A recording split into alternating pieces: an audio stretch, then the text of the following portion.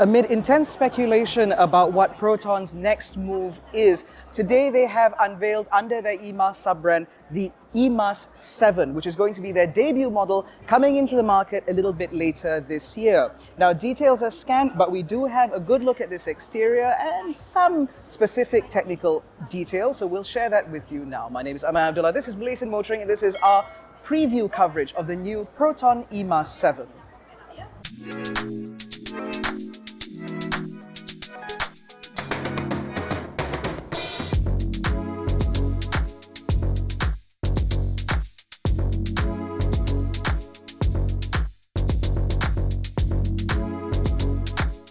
Now, the Proton eMAS 7 is going to be a C-segment SUV, which will then put it right up against vehicles like the BYD Atto 3 and the Chery Omoda E5. Under the skin, you will find a new LFP battery, which Geely calls the Aegis short blade battery, which claims to have better energy density, better safety, as well as better thermal management, all things that are necessary for a vehicle that will be competing in a tropical country like ours.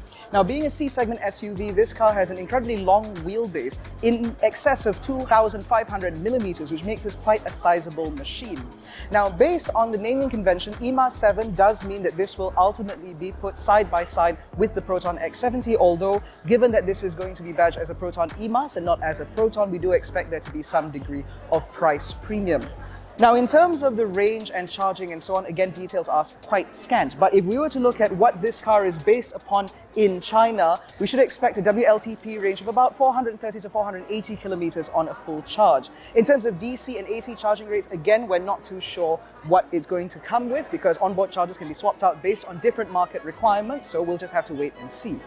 However, there are a few exciting details that I'd like to share, and that has to come in terms of the technical features that will come with this car. Proton is very keen to detail the fact that this is not a rebadged product. Instead, this is actually the first product part of the collaboration with the Proton R&D Center in Hangzhou, China, as well as Geely's R&D, which means that this vehicle was developed from the outset for both left and right-hand drive markets. This is not another case of them bringing a car here and then leaving Proton to do the conversion from left to right.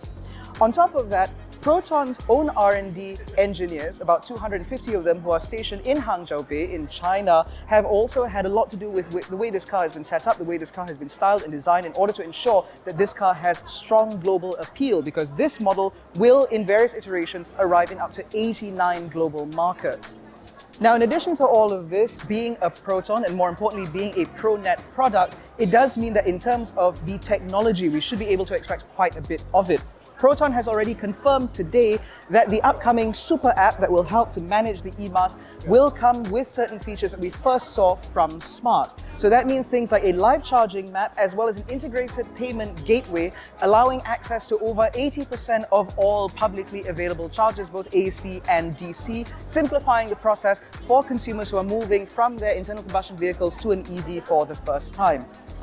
Proton is also keen to point out the safety aspects of this car because, again, being a developed global model, it does mean that it has to be adherent to global safety standards. Now, that Aegis battery that we mentioned earlier should be able to withstand quite a bit in terms of damage, both in terms of protection as well as punctures, which is apparently something that's very serious for batteries. And because it is of an LFP chemistry, that should mean that this car can be charged to full every single time.